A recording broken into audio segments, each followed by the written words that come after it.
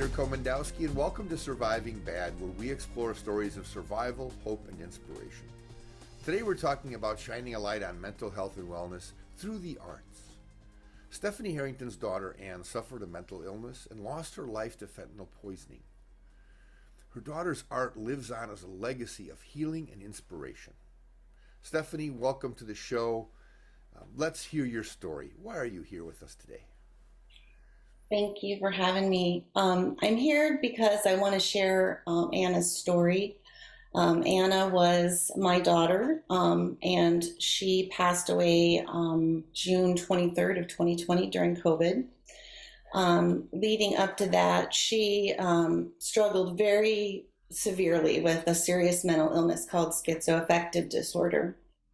And what that is it's when you have schizophrenia, but then you also have a secondary or a comorbidity that is a mood disorder as well. And Anna was also bipolar. So in the last years of her life, she really struggled just to be functional. She was in and out of the hospital for 4 times in the last 5 years of her life, twice for psychosis, and once for, or 3 times for psychosis and once for not accidental, I'm sorry, she tried to take her life. She attempted suicide with pills. And so it was a really rough time. And to have all of that kind of culminate with losing her was just devastating to our family and to everybody that knew Anna, because even the people who worked so hard to care for her and the mental health, the doctors and the nurses, and she had really good health care. But it's really hard to treat when there's also a substance use disorder as well. And so when Anna passed, I was going through all of her things, and I discovered that she had way more art than, I knew that she was prolific with her art because she was always doing her art. She was always, expressing herself and coping with her art. And she just had so much more of it than I realized, hundreds and hundreds of pieces actually.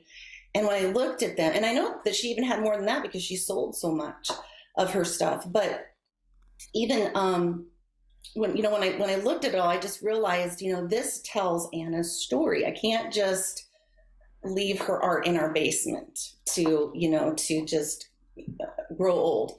And so I decided that I would start this organization, and we named it the Sunny Porch, which was after a song that Anna had wrote.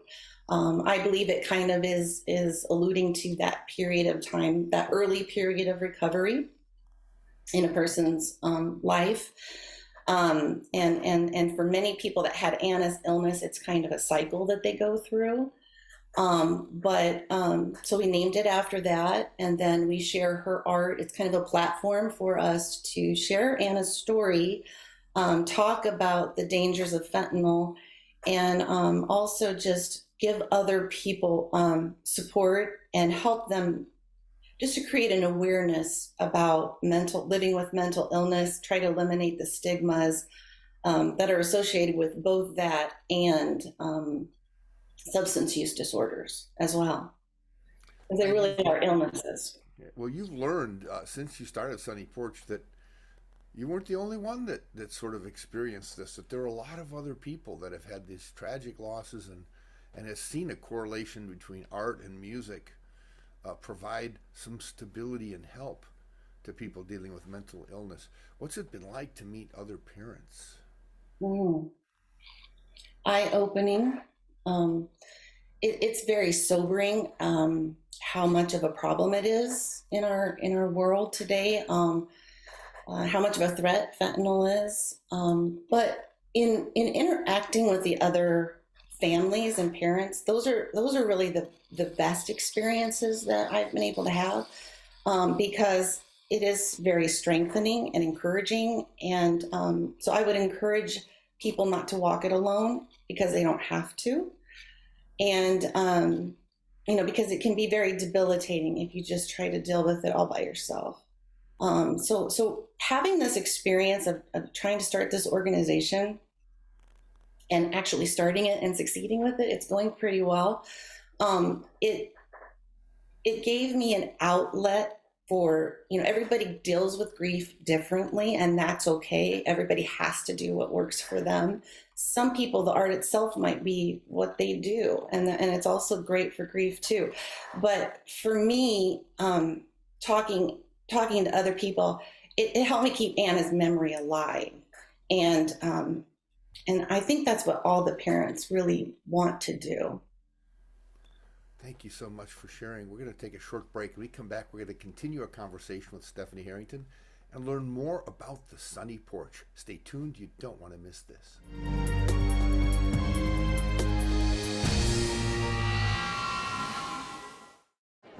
The black truck?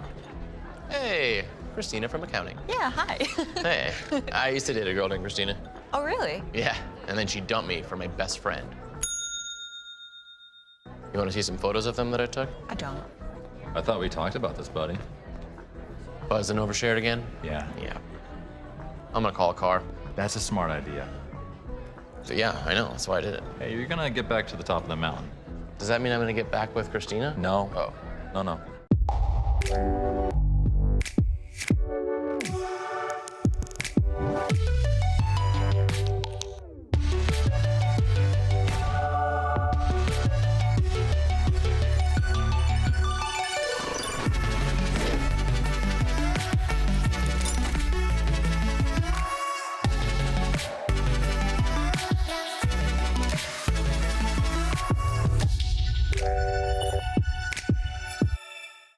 You told me not to talk to strangers.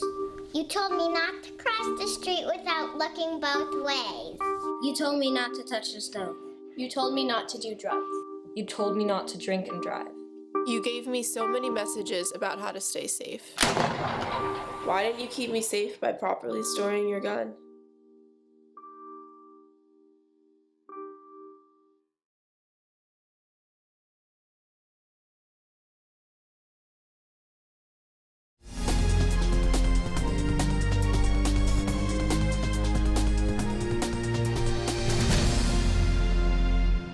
Welcome back to Surviving Bad. I'm your host, Peter Komendowski, and we're talking about Sunny Porch, a program established in the memory of Anna Marie Harrington.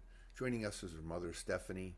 Stephanie, tell us a little bit more about how this idea evolved for you and the events that led up to this. So leading up to this, Anna was actually doing very well. She was really trying hard in her recovery. She had failed to, she had been in and out of rehab several times and had failed. She just got kicked out of one of her programs and then had applied for another one, and it was during COVID. I think she applied on like May 21st or something, and she died June 23rd. And so it wasn't even a month. Nobody called her back. And a lot of that was that time period where a lot of these people with mental health issues and drug problems really suffered during COVID because they had no access to care. And the night that Anna passed away, she came over for dinner. She was struggling with a little bit of depression and things, but it didn't seem to be anything we were, that was normal. That was the normal flow for Anna. She'd have good days and then she'd go through periods where she was very, very low. And so I said, why don't you just come over, we'll have dinner together. And we were able to we tried to encourage her. We said, just keep trying, don't give up. And then she was looking forward to going to her boyfriend's house and to work on her art. And so she left, and we left on good terms. Praise God that nothing was a fight, because there were many situations where it was very difficult, and it could have ended that way. And so that's one thing I'm very grateful for. But the next morning, there was a police officer, a chaplain, and coroner came to our door, just like you see in the movies, walks up the steps, knocks on your door, and asks if I was Stephanie Harrington. I said, yes, I am. And I knew right there, because I was always afraid for Anna. I was always feeling like, I would get that call that they found her on the street somewhere, hurt or something. And so it was just a constant state of crisis. But after finding that out, I and to find out that it was fentanyl, it was shocking because she was doing pretty well. Like I said, her schizophrenia was under control. The bipolar she was still struggling with, and I think what happened was that night she was definitely trying to self-medicate, and she was just looking for some relief at that moment. Fell off the wagon because when they did the toxicology report, she did not have any other drugs in her system except for the fentanyl, and then there was another drug called Wellbutrin, which is regularly prescribed for bipolar or depression. And so she had gotten in a very bad habit of trying to substitute that drug instead of use street drugs. But the problem was that she was using it improperly, and that's one of the things that makes schizoaffective disorder really hard to treat when they have that secondary disorder, because they don't often take their meds the right way. So that was really, but to have the fentanyl thing happen, I was pretty taken aback because she was doing pretty well, and it was just out of nowhere. One of the things that I try to one of the reasons I want to share Anna's story is that when you see Anna, she was just such a beautiful girl. She was so energetic. You would have never known that she was schizophrenic if she was not symptomatic at the time. She was just outgoing. She was smart. She was just really high aptitude, being able to do all kinds of things. Very talented person. And I want people to understand that it doesn't just happen to, it's not just happening, this fentanyl poison is not just happening for, to people that are serious drug addicts or, just people on the street. There's a stigma that goes along with drug use disorders. And I want people to understand that it can be their child. And it can be young children. It could be what's happening is they may be just wanting to get good grades on a test. And so they get Adderall from somebody at school or just some friend that they know. And Anna got these drugs from a friend. So it's coming to people via people that they trust, and they think they're getting the actual prescription drug. And they're counterfeit pills. There's nothing in them usually but the fentanyl. They look exactly like the prescription drugs. They are Percocet. They're made to look like Percocet, Vicodin, Xanax, and Adderall. Those are the real common ones. And those are things that, some people are just in a lot of pain and they just want a little bit of relief. Their friend gives it to them and they think, oh, it's no big deal.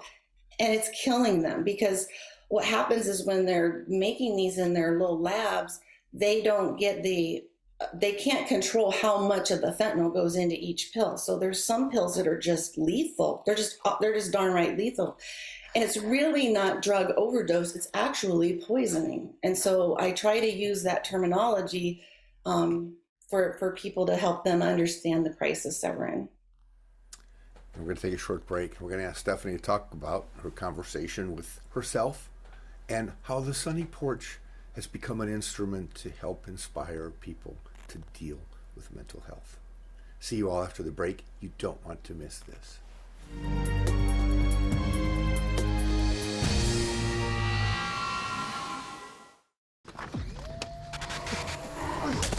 Multiple studies have shown that marijuana can slow both driver reaction and response time, which can be really dangerous. He's here. He's here. Wait. What? I can't drive. Why? My. Oh.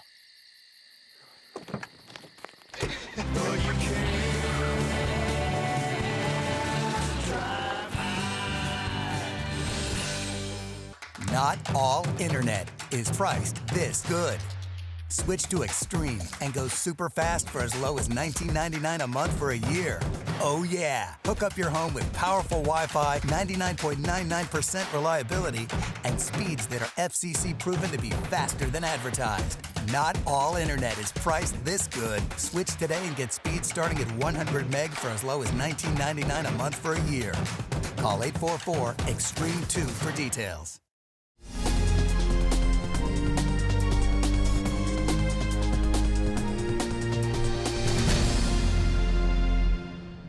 Welcome back to Surviving Bad. We're talking with Stephanie Harrington of The Sunny Porch and the power of art as therapy for mental health, or maybe the power of sometimes signals in a son, daughter, or family member's life, of which art may be one, and how powerful they are to give you a look at what they're going through.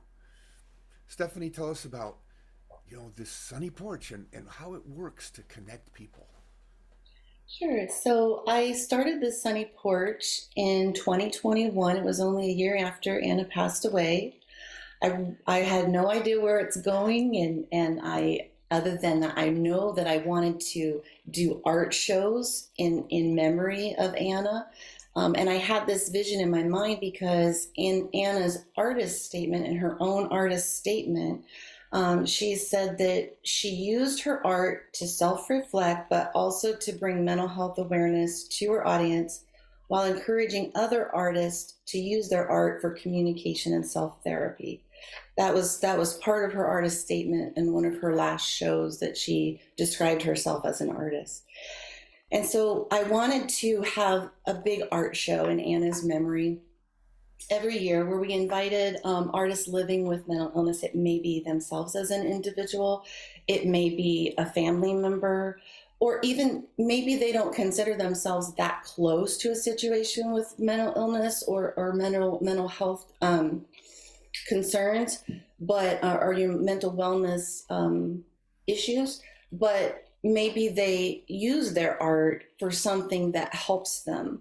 And so it's kind of open-ended. We want anybody who wants to do it to apply, but I definitely wanted to have Anna's art alongside of other artists then, because I think Anna would be so honored and proud of that.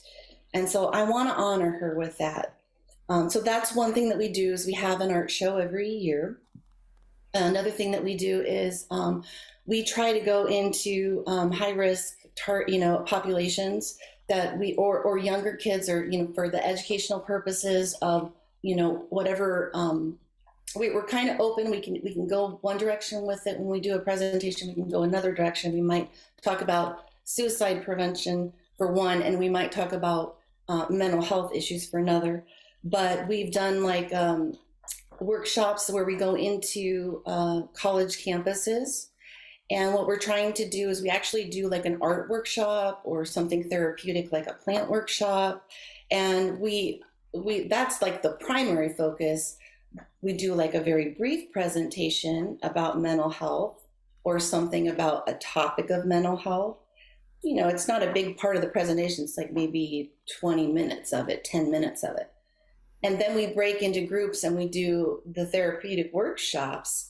And what we're hoping that it does is that it creates a forum for discussion about mental health.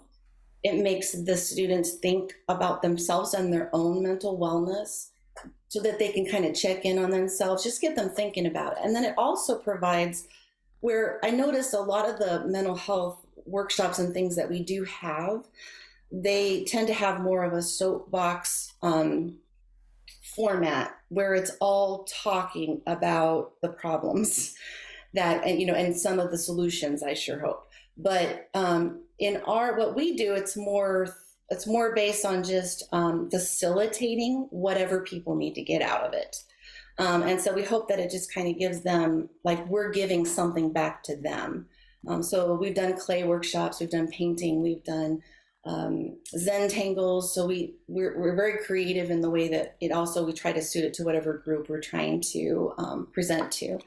And then another thing that we do at the same time is we have organizations from different mental health providers to maybe someplace that offers yoga or something else that's therapeutic. So we'll invite different partners within the community to that event, and they'll set up their outreach tables. And then that also, so like when we went to DMAC, that also provided an opportunity for, if they do say, you know, I do know that I have this problem and I want to start working on it now, then they have some resources right there, right then, that they can hopefully tap into. So that's one of the things that we do also. You know, it makes it a point that I see coming out here is that we know that associated with mental health for the people suffering, there's a tremendous aloneness and emptiness. And then that also butts up against this huge amount of stigma. Mm-hmm. And it really seems like this sort of tactile and hands-on approach to self-therapy in a way helps deal with breaking out of that aloneness and through that stigma to actually have, you know, feel hopeful about a solution. Is this something that you see in working with people? Yes, I hope to see even more of it as time goes on. I think what we're trying to do is we're trying to not just give out the information alone. That is one of our functions of Sunny Porch, is to educate, but we also want to engage people. And when you provide an opportunity for engagement, it kind of happens naturally. So, you know, that's the idea, is just getting them to talk to each other, making them feel less restricted. Boy, that's really powerful. We're going to take a short break, and afterwards we're going to invite Stephanie to share some final comments, insights, and inspiration. Stay tuned. You don't want to miss this.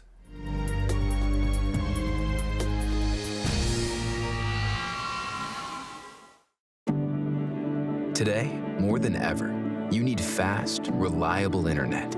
At Mediacom, we want you to know you can count on us. Our fiber-powered 100% gigabit technology network was built for the future. We have enormous capacity and power and 99.99% network reliability. So even though these are uncertain times, we're prepared. And you can be certain we'll keep your world connected. If I could go back and change it all, I would. I think I'm gonna miss you the most. I'm sorry. I'm so sorry. I'm so sorry. Or maybe it's just the little moments. If I could go back and change it all, if I could go back, I would. But I can't.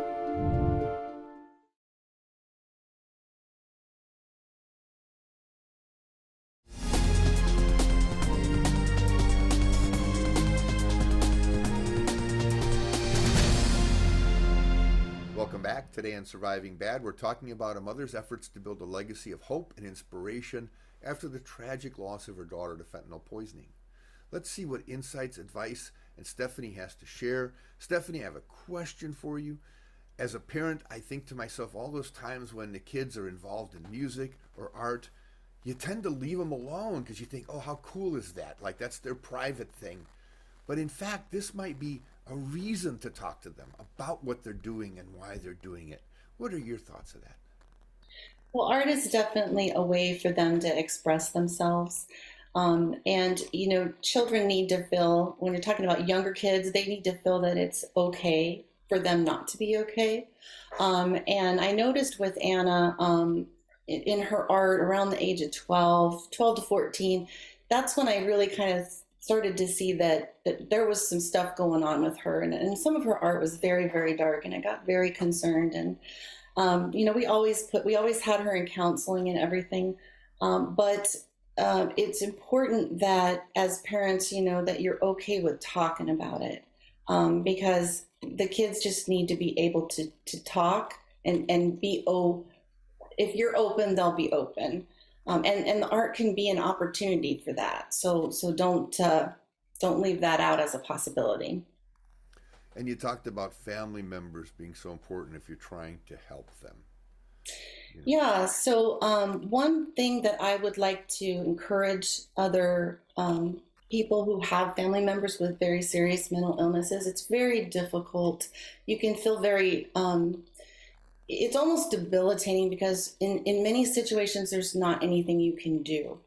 or you think that there's not anything you can do. But I would like to just tell people that there is one thing that you can do, and that is you can keep that lines of communication open with your loved one that's living with this very, very difficult experience in life. I know that Anna always felt like she could fall back on us. And one of the biggest problems with people with mental illness is that they have no support system, and they just go in and out of the systems without any other help, because it's very easy for families to become estranged. It's very common. And I can see how that it was really, really hard sometimes to have that balance between having boundaries and having that open, unconditional, I will always love you no matter what. But if you can give your loved one that's the most important thing. That's really what they need from you, I guess is what I'm saying. Well, and then you've got this art show, which isn't just for the artists, because in fact, people can come and maybe bring a friend or a family member or their children to see this, and that might help stimulate a conversation. So tell us more about the show and how it works. Yes, so we're going to have our second annual art exhibit that the Sunny Porch is putting on. It's going to be at the Polk County Heritage Museum downtown. It's going to be January 2nd through February 3rd of 2023. And it's going to be called Enchanted Illusions, because we picked that name because a lot of Anna's art is so... it is very enchanting, and it shows all these different things in it. There's so much in some pieces that are hidden and give you some insight into her struggle. And so we chose that as the name, and we're going to have $1,800 total of cash prizes for various categories. We're going to have an emerging artist category as well as a professional artist category. And then, we're also looking to partner with organizations that have the same purpose or the same that we could network with that might want to sponsor, or, just individuals that want to help support us to make this happen. Because I'd love for it to be a place of conversation about mental health. Thank you so very much for sharing today, and we wish you great success for your art show and hope people can get there. And thank you for watching us today. Check out our website, ahealthyiowa.org, and keep your eye on Mediacom MC22 for our next episode of Surviving Bad, where we explore stories of survival, hope, and inspiration on Mediacom MC22, your local programming leader.